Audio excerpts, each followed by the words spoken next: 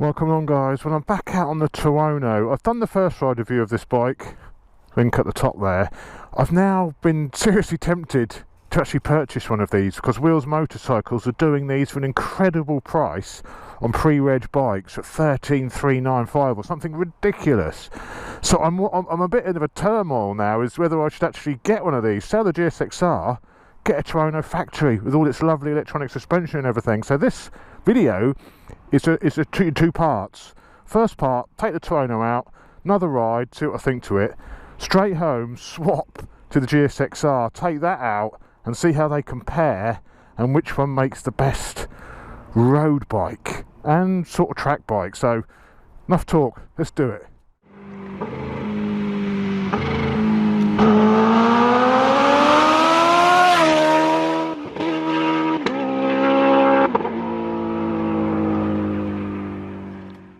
Listen to this. Oh yeah. Oh mama. Oh yeah, I turned off wheelie control. That's a good reminder. I did turn off the wheelie control. Don't forget that, chops. So I took this out yesterday for my first ride video. You know, it impressed me. I've ridden Tuonos before. Womble's got a 2017 which I've ridden many times.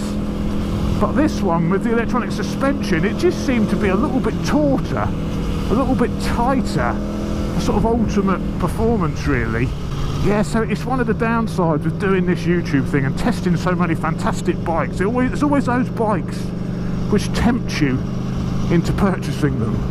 And Tuono's always been one of those bikes. I nearly bought one of these when I went and bought my Super Duke about 3 years ago. That was when the 2017 first came out. I nearly purchased one then, but I resisted because I couldn't justify. I think they were going for about 15 grand, the cheapest deals I could find at the time. But for 30, just under 13,500, I could sell the GSXR and get one of these, maybe put a bit of money in as well. So I don't know what to do.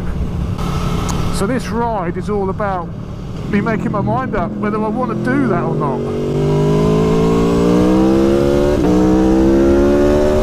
The thing I love about this is it is so comfortable on the road. The GSXR is a comfortable sports bike, as I've maintained all this time, but it's nowhere near as comfortable as this. I rode this on Saturday for 5 hours. I was in the saddle for an hour and a half, absolutely no discomfort. A little bit of weight on the wrists actually was the only complaint I had. No cramping of the legs, nothing on your ass, just a tiny bit on your wrists, but nothing like as much as you get on your wrist with a sports bike. Why is this camera turned off now? What a piece of junk. Come on, you. The SD card's full. Thankfully, in my magic jacket. You bloody aggro! So this bike, I love it. I went out yesterday, cameras went off and I gave it a bit of a proper hoonage around. And my biggest worry with one of these was it sharp enough to fulfill, when you want to really put your power down, all on track of course, is this going to satisfy my track performance and my hankering for performance on the road? And after yesterday's little blatterbout, I think it will. With the suspension firmed up, I've not even gone and played with giving it extra support for braking. I've not even gone messed about with the standard settings. I've just had it in semi-active mode, where it's changing however many times a second, setting it up. And it felt great yesterday. Also with naked, you don't tend to have to move around on the seat, so you just sort of stay sat in the seat. With this, it is more like a sports bike, because you are leant forward a little bit, so you can move around in the seat, you can stick your knee out, and I like that. I like that way of riding. You feel like you're helping the bike around the corner by doing that. And a lot of the nakeds I've tried, especially the Super Duke, it just seems like you don't have to do that. It's more supermoto style, you're riding it really on the back brake as opposed to the front brake, whereas this is definitely more of a sports bike feel.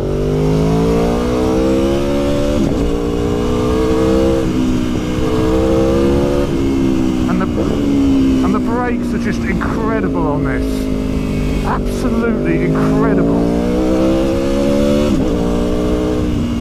Electronics on this I don't know, the electronics are good on the Suzuki, but you can't separate your anti-wheelie and all that.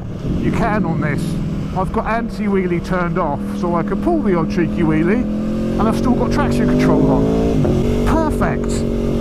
Why aren't they all like that? Downsides with this bike, I'm really struggling to ride it sensibly. I find it hard to ride sensibly. I seem to be just gunning it everywhere. I guess that's more of a test I need to do. Can I just ride this thing around sedately without... I think it's this engine. It's the noise this thing makes. It's the way it makes its power. It's just all mid-range. And it just makes you want to go in to hear it. Then you just end up riding it like a bit of a knob, really. Can I control myself and not end up killing myself if I bought one of these? That is the big question, really. We'll see how if I ride the GSX-R differently to this, because you just can't help but open this up and hear it, and that's with a standard exhaust. Imagine it with an end can. The quick shifter and blipper are good on this, but perhaps not quite as good as the GSX-R. There's a bit of a delay when you're changing. Listen. That's quite a slow change compared to like the aggressive change on the GSX-R. But they're both great systems. They both add so much more of a racy feel to your ride. The foot pegs, I'd say, are about a similar position to the GSX-R. We'll see in a minute. You obviously sat upright, but you've got a little bit of weight on your wrist. You've got a little bit forward. Even with this suspension in firm mode, I think it's still softer than the GSX-R because it's semi-active. So if you're in nose, I'm on a bumpy bit of road now, it's measuring that movement, that suspension movement, and it'll be adjusting now and making it a little bit smoother to handle these bumps, which I love. That I do love electronic suspension. If you want to go on a tour, I could slap it in the fully comfort mode and sit back and relax. I'm not getting rid of the H2. I love the H2. It's a special bike. You know, that is the sports bike, so it raises a big question: do I need two sports bikes? Which is why I'm thinking maybe of chopping the GSX-R for something a bit more comfortable, a bit more road focused. I don't want a GS. This is plenty comfortable enough for me. I don't need any more comfort than what this offers, and this still offers that sporty edge. So I'm thinking, yeah, okay, I'll be compromising a little bit perhaps on ultimate performance, because in a straight line this isn't as fast as the GSX-R. I'd say it's got more mid-range, more punch, but it's not got that top-end craziness that the GSX-R's got, which again makes a good road bike because you don't need to do 150 miles an hour plus on the road. You'll be visiting the judge and jail potentially if you get caught doing that. With a naked, you sort of go to 120, 130 under controlled conditions, and that's it. You have to slow down because of the wind blast, so you've almost got like a restriction in place that prevents you from doing maintained fast speeds, and that is another good reason to go for a naked on the road. So the Tuono is an incredible bike. I love the thought of the V4 on the road as well, just for the soundtrack, just for the mid-range and the power. I think it's a perfect road bike configuration. Yeah, it's a little bit more thirsty than the GSX-R probably, but who cares, you know, a little bit, an extra quid per tank maybe, nothing. Yeah, it doesn't have a fuel gauge, it doesn't tell me the outside air temperature, it hasn't got all of those niceties like the GSX-R has, but it does have cruise control.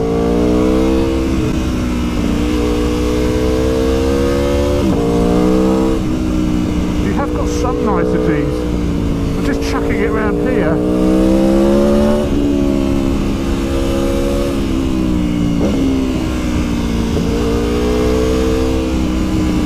That is a hell of a lot of fun.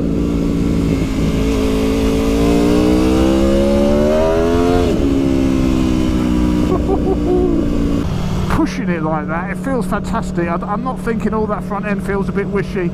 On track, it won't be as good as a GSX-R. There'd be some compromises when I took one of these on track, but it'd still be fantastic, still be amazing. And Realistically, I probably do about 2 to 3 track days a year.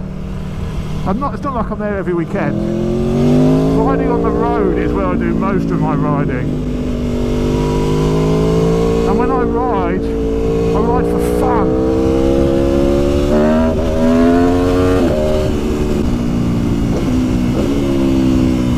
It does just give you confidence, this bike. Absolute confidence, just sort of control. You feel like you have unlimited amounts of control. Okay, so the Tuono, brilliant, I love it. I absolutely love it. Let's go back and swap the GSX-R.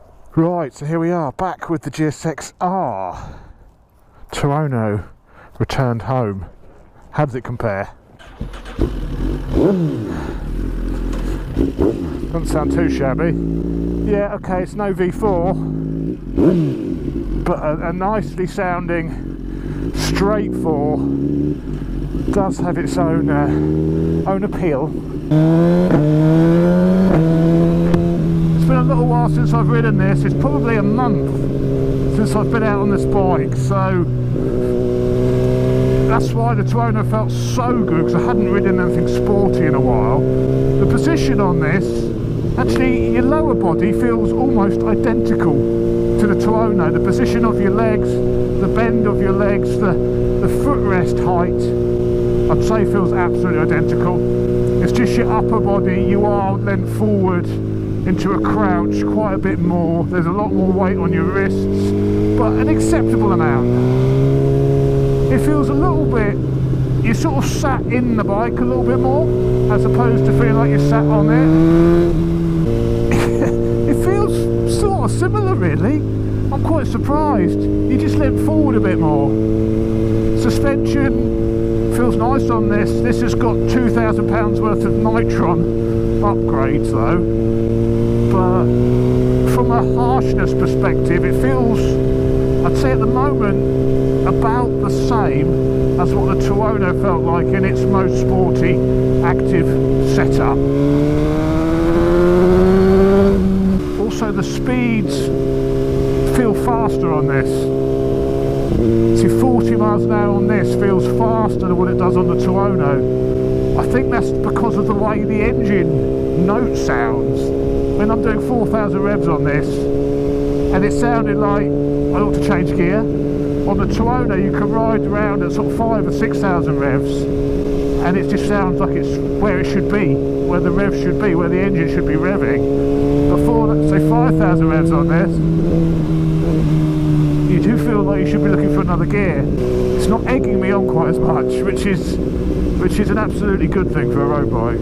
Of course, what you do get with a sports bike is that fairing, you've got that wind protection, which you haven't got on the Tuono. So for longer distances, motorways, it's a lot more comfortable doing that on a sports bike. But of course that does mean you can end up doing prolonged high speed much easier.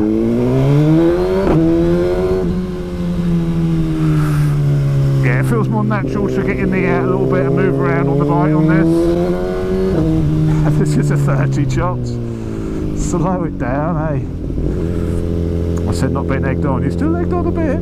The suspension is nice. You know, it's bouncing me around a bit more than what the Tuono would be now, because that would be measuring and adjusting, and if I was going slowly and the bike wasn't leant over at all, it would think, well, this guy's cruising, let's soften up a little bit. Of course, with a bike like this, the suspension is as you've got it set. God, 30 miles an hour seems slow, doesn't it? Bingo!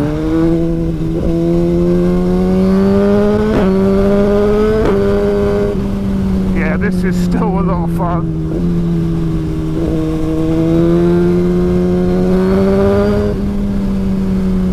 When you're braking, you're obviously getting more weight on your wrists. Had a little bit on the Tuono when you're on the brakes, but on this, you end up with quite a bit.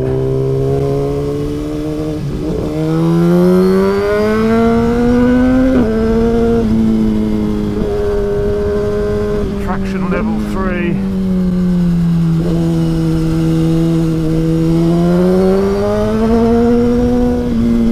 Electronics package on this, obvious that it's doing stuff.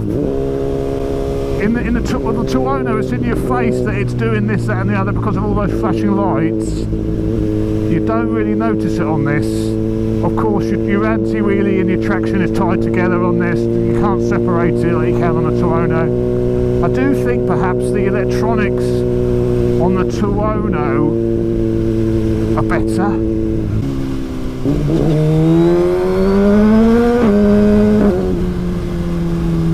Oh, it's tough, isn't it? It's really tough, actually. Of course, I'm comparing a bike which is completely